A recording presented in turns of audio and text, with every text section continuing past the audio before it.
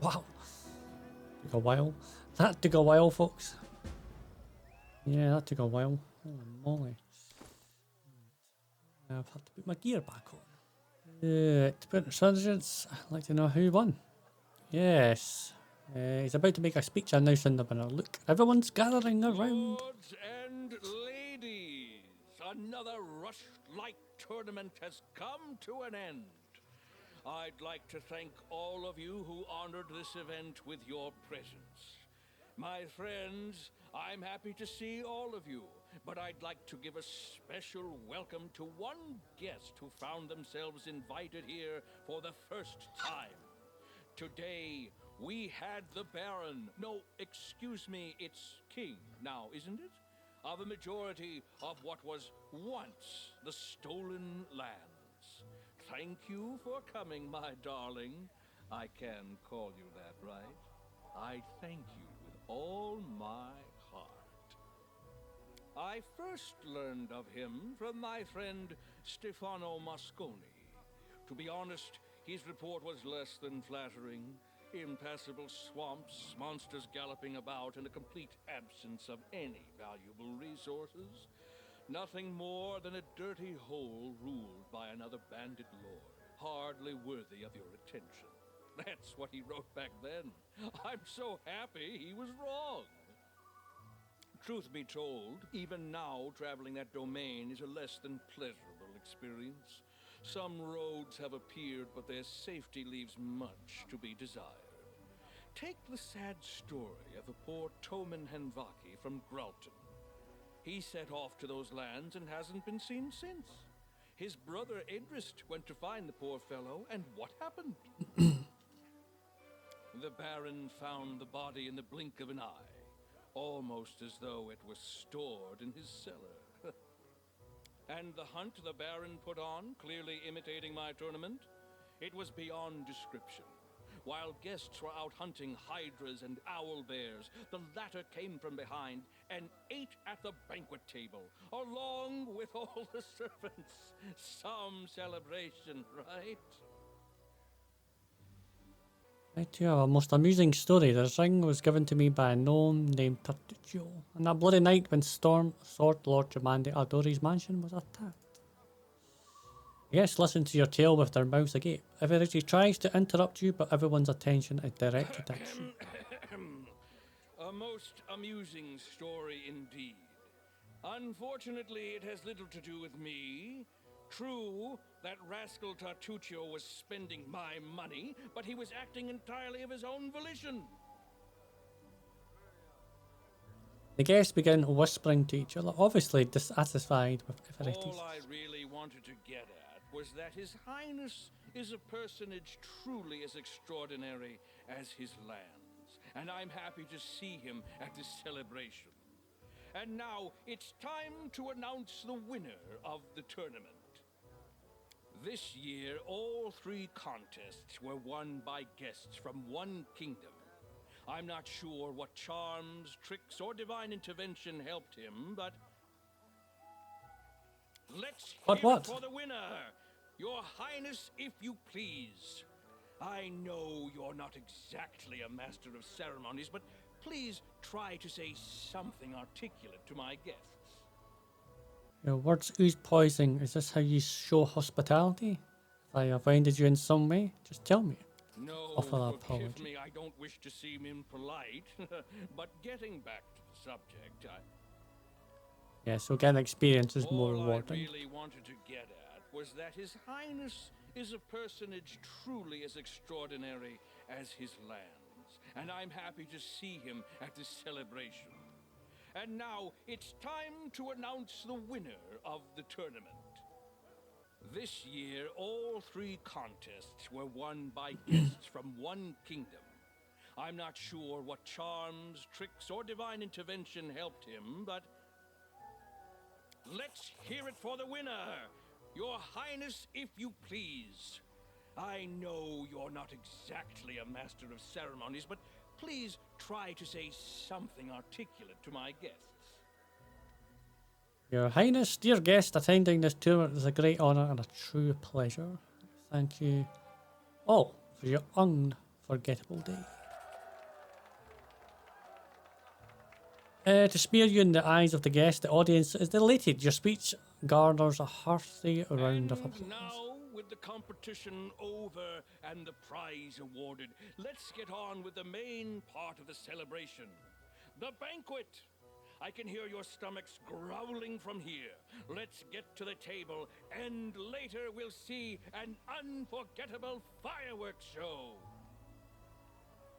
Ooh. Fire, fire, fireworks.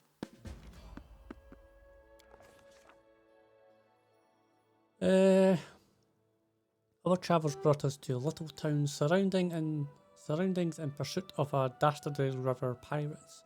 We have preyed on innocent merchants and travellers.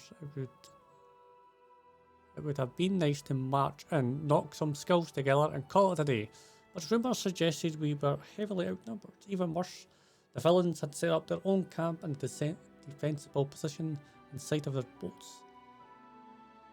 Protected by the river on one side, a thick forest off another side, and a stickly swamp on the third.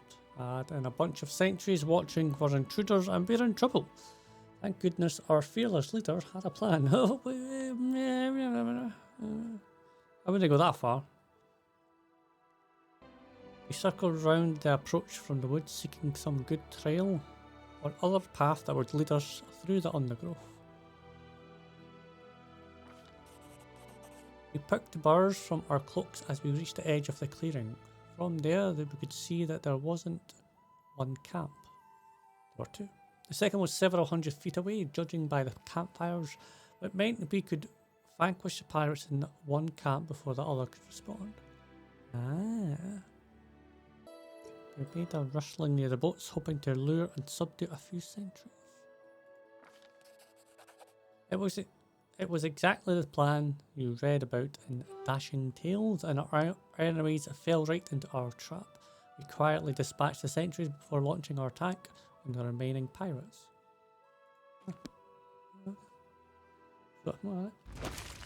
Oh, that hurt. Going straight to combat, are we? So that's the other camp. A voice cuts through the dim, roaring with such indignation that the fighting momentarily stops. What is going on here? Who dares attack my camp? The speaker is a suntanned woman wearing light blue traveller clothes with high boots. An embroidered heron adorns one of her sleeves. She draws her weapons and takes a menacing step forward. I don't know who you are, and any patience I have to hear your excuses is as short-lived as you are. If you have something to say, make it good. Behind her, you can see more combatants. Recall what you can about the woman's heraldry. Blue outfit and heron insignia indicates this is an important member of the River Song Trade House of Attacks, possibly a member of the controlling family. Fakali leads Trade House, and this might be her sister. As you look down the enemies you've slain, it seems you haven't attacked pirates. You've killed... right.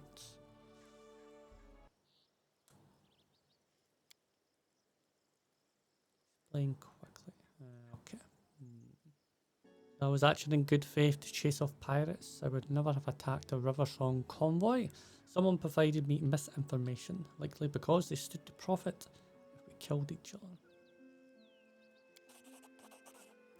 At least a hint of wisdom. Yes, you're right. She thinks for a moment before continuing. Perhaps I was hasty to dismiss you as anything but dim-witted brigands. I am Inshallah Fiscari of the River Song Trade House, not a pirate.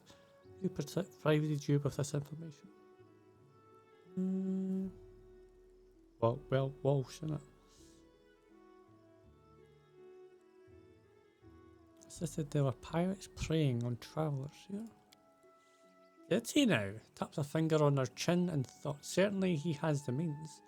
But does he have the motive? Bringing any harm to me would just foment chaos in the region. And Celvoway is a servant of King Everetti through and through. Do you have a theory? Do I have a theory? Can you think of something he'd gain from your death? It's true that we Ficaris haven't kowtowed to King Everetti as much as Lizanzas and Strokals have, yet we control most of the river trade. What better way to bring us in line than crush us with firm agents and scare us into swearing fealty? Okay, well, why not join forces? Smiles grow slowly as she's contempting devious possibilities. Very well, I will return to the city, and when you are ready to confront others about what's transpired here, I will join you. She hands you the scroll from the magistrate. Piece together your case and get to the bottom of this mystery. For now, give me space to bury the dead. Sorry about that. Your trade house remains one of the attack's pride, bringing wealth and traffic to your noble city. While your independence is admirable, the river kingdoms are no longer a place where free spirits and a fast blade are. Enough to ensure the safety of so precious a family. Twice you have spurred His Highness Kivaretti's orders of protection, and as his agent I extend that fellow offer once more, with a warning. The hordes of Tom grow increasingly restless, and tales of that right, so haha, Everetti thought he'd try and trick us into here. Increasingly restless, and tales of that monarch's ruthless savagery are confirmed more every day. So yes, if I said, haha, fight, then she would have went, yep. As this case turns south to Patax, we would do well to stand together, set aside any quarrels you may have with the king, and accept his guided hand in his troubled times. Son of a bitch.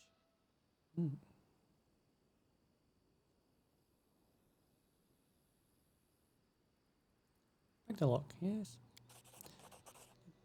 Door swings open. Cool.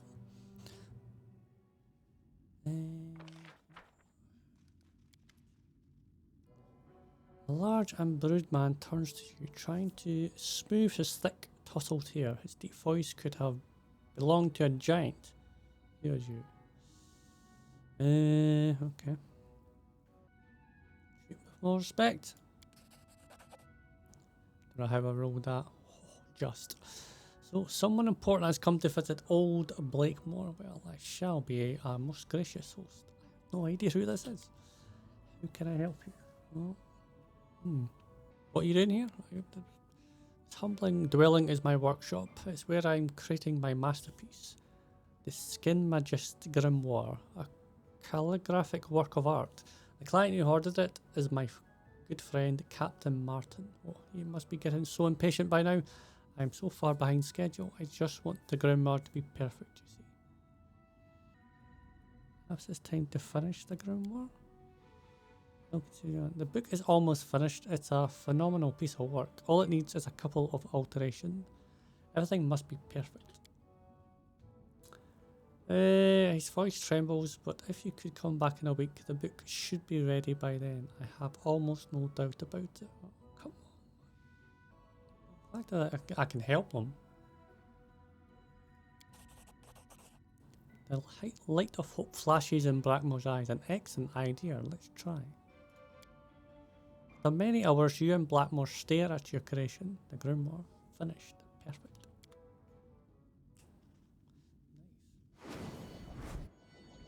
That not so good though. The hell is that?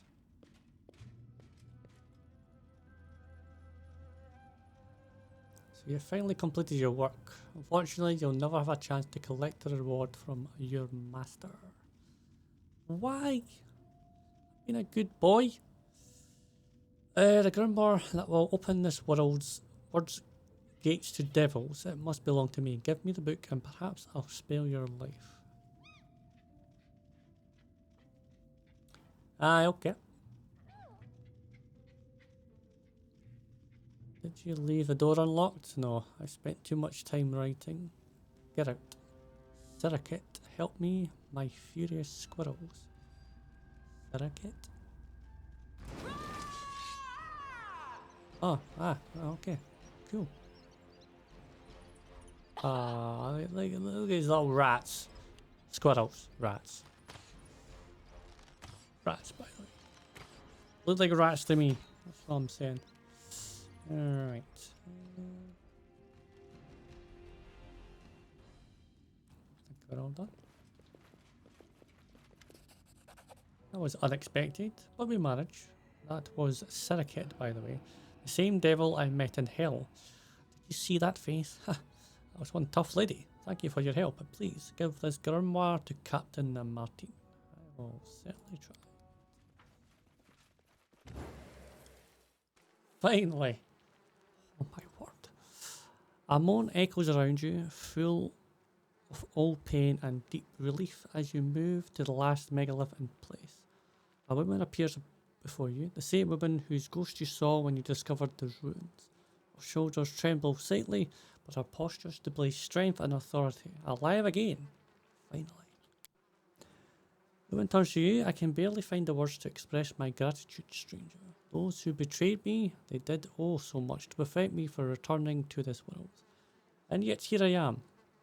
It is thanks to you. I would like to reward you before I leave to take my revenge. Okay, who are you?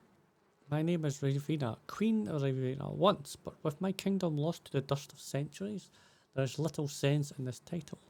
These lands were previously mine until my beloved knights betrayed me. Well, they would be dead as well then, no doubt, right? It's a long story and I prefer not to waste any time, but as you were the ones who rescued me, you deserve at least a brief explanation. Long ago, I ruled these lands with the help of my first 5 most trusted knights. You were close, like a sister to her brothers, perhaps even closer. Well, sister to the brothers, let's not go there, okay? It was those 5 beloved souls who betrayed me. They knew all my secrets. They knew the location of my shrines and their purpose. They also knew that my patrons, the demon lords, would never let me die in peace. This is why my knights charged the order of the megaliths in my shrines, severing my ties with the abyss, so you could not call upon the demon lords to rescue me. And so it happened, the blades of the betrayers pierced my heart, and my spirit was locked within the shrine, till you set me free. Sadly, centuries have passed, my 5 brave knights are long dead. I can't look into their eyes, can't ask them the questions they have burned within me all this time. And yet their offspring still live. There we go. I will find them, I will make them mine. Their great grandfather so feared serving a demon worshipper that they betrayed me, the one that they swore on their lives to protect. Their great grandchildren, the blood of their blood, will either become demon worshippers or demon prey. Right, I guess I'm gonna have to kill her. I'm gonna assume I'm gonna have to kill her. Let's get this over with, shall we? Sad but expected. Oh, lords of the abyss, your daughters call upon you once again. Oh, let's not do that. So you're gonna be super evil. Professor, I can't believe you lied to me this whole time. Don't try to deny it. I've heard everything. How you covered for bullies. How it wasn't even Everetti who fired you. It was Atalia. How could you? Please calm down. I didn't deceive you. You never even asked about the circumstances of my dismissal, remember? It's a, a sensitive... you know that, aye? I may have been a good enough student to be one of your favourites, like Alonde, but I do remember the basics, like the 7 types of lies. And I definitely remember your lecture on lies of omission. You wanted me to write a book about all the atrocities going on within the walls of the academy, and you left out a pretty big one. You never told me a student died because of you. What other sensitive subjects have you been avoiding? I beg you, please let me explain. So what you and Linzi wrote about is actually true. There's no direct lie about that. In some cases, I may have concealed or misrepresented, there we go, some details to protect it. My brain just couldn't say that word now. But believe me, it was the noble intentions. Everetti's atrocities are no secret to anyone, and this book may well bring about the fall of a tyrant, but I cannot allow the Academy to perish alongside Everetti. There are too many innocents, wonderful artists, poets and composers who've been tainted by Everetti's crimes against their will. They stand to lose everything if we publish the truth in its entirety. So to put things simple, the book is full of lies that your innocent colleagues all pandered to Everetti, and you want to shift all the blame into him alone so they all come out clean. What I want is to protect the little good of King Everetti brought into this world. The Academy is more than just wrongdoings and bullying. It's made up of brilliant artists who have the potential to change the world for the better. Should we freely trample flowers just for happening to go out of a muck-heap? Well, no. You make sure the place is the flowers. Yes, Your Highness, I'm afraid it is. As I devoted all my attention to developing my talent of students, I feel I neglected their moral development, and this led to tragic results. But with all due respect to Headmaster Gitaran, I don't believe in incorrigible villainy, especially not at such a young age. Shelyn teaches us not to remorse those who stumble, but to give them a chance to reform. I travel to your lands in hopes of new beginnings for my student and for myself. Alright, what's happening? I don't know. You told me so many times that the world isn't made of things, that's made of stories, and we ourselves are made of the stories we tell and believe. But shouldn't those stories also be true? You said that people are essentially animals who love stories. Do you really mean that people are just lying beasts? Well, what is the truth then? A precise statement of past events? We're not new shanks or historians bound to precision for the sake of precision. A bard must take into considerations how her story will affect her audience. Truth and fiction are our materials. They are as valuable to us as rough marble to a sculpture. The same story used to evoke anger, envy or fear can be turned to inspire bravery, love and hope. Both versions told in full truth. The events at the base of the story aren't what's important. What's important is the lesson your listeners take from it. He likes to spin a yarn, that one, eh? Why do I always... Honestly, I don't know what to do. I want to burn the manuscript, start over and write the whole dirty truth about the Academy.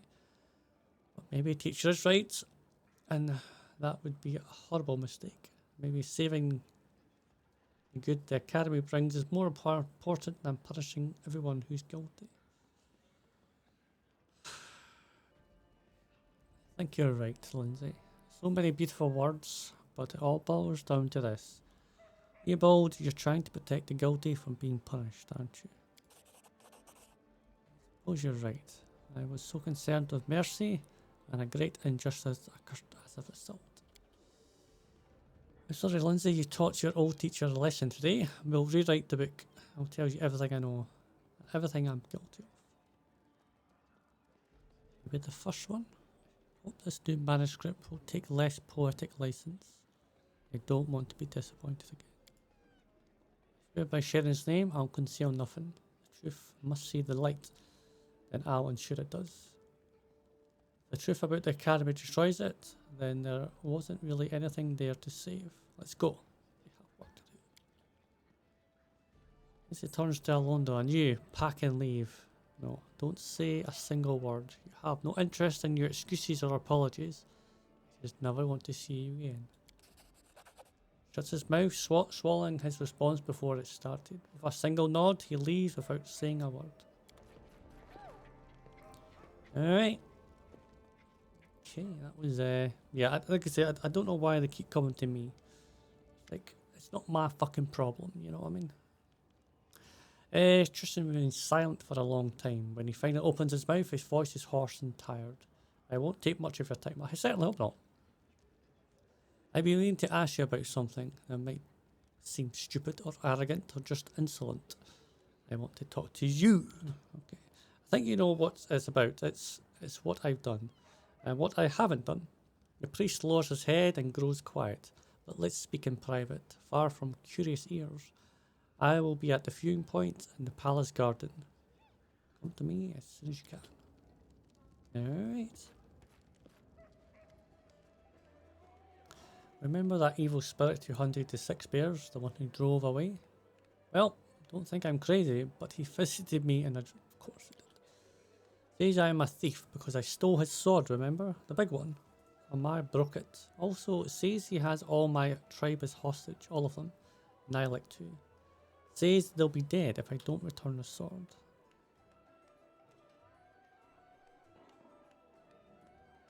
Does he know that the sword is broken? He knows I saved the Hult. Ghost tells me to forge a new blade. He even said how to do it. There's a whole ritual. There you go. I found it. I lied to everyone. I took it in battle, but that giant was dead for a long time. How could he know it would...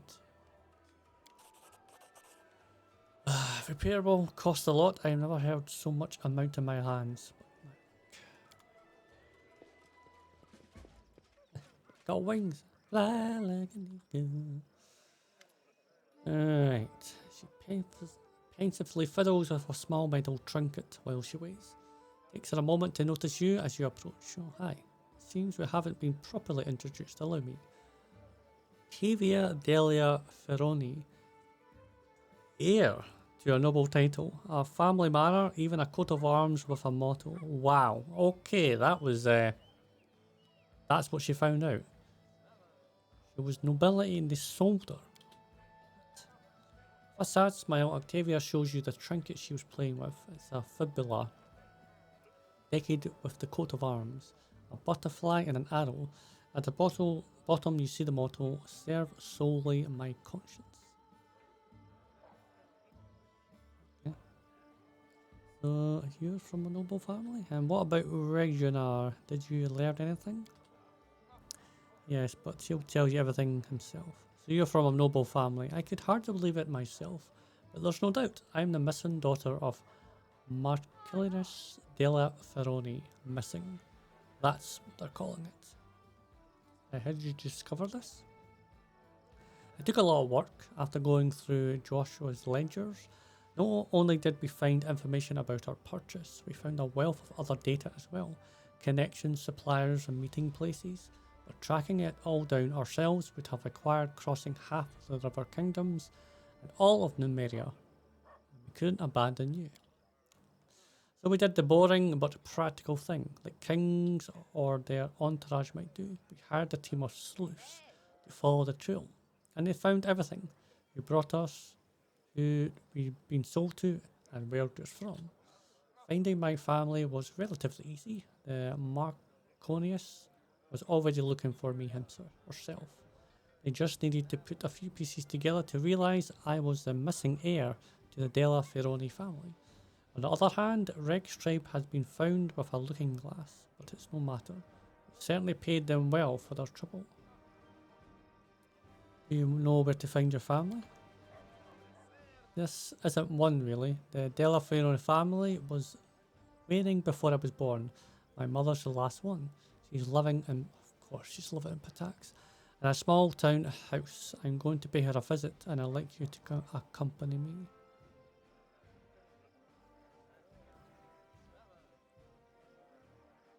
Sure. Fine, I'll travel to you. Do I have to do it now? Sure. Thank you. Means a lot. Alright. He stands beneath the tree, gloomily looking down at the city below. Ah, there you are. Well, we found my tribe. Now we just have to go have ourselves a friendly chat. There we go. She's got eyes, blah blah blah. How do you end up figuring it all out? Oh, that's another story entirely. We looked through the books for a while, found where they brought us, from whom and who helped them. We got all we could from them, but checking up on the information could have meant travelling all across. Okay, so it's literally the same story. Okay. Steady sleuths, we scout. We can't do everything ourselves, right? They pull some strings. Okay, so are you looking for revenge? Not sure what I want yet. Maybe, maybe not. Might be enough just looking at those freaks to be sure nature's punished them well enough without me. I'm really just looking for some closure, that's all. Who's your tribe? The sewer rats. Wait, no, that's not it. The crab lice? The threadbore moles? Man, I just can't seem to remember. Alright, the dung pigs. Okay, they call themselves the Sharp Fangs, and for good reason. Grins, displaying his tooth smaller than an orc's, but still large and sharp. They have kids with orcs to strengthen their blood. Not bad, eh? They breed themselves like pedigree cattle. So, I really have been sold twice. First by my orc soul of a mother, who took some gold to push me and my burla out, never to see us again. Then my father chose which of us to keep and which to sell to the slavers. Treated like an animal my whole life. I'm surprised I'm not barking on all fours. They tried to turn you into an animal, but you kept your humanity. There's something to be proud of.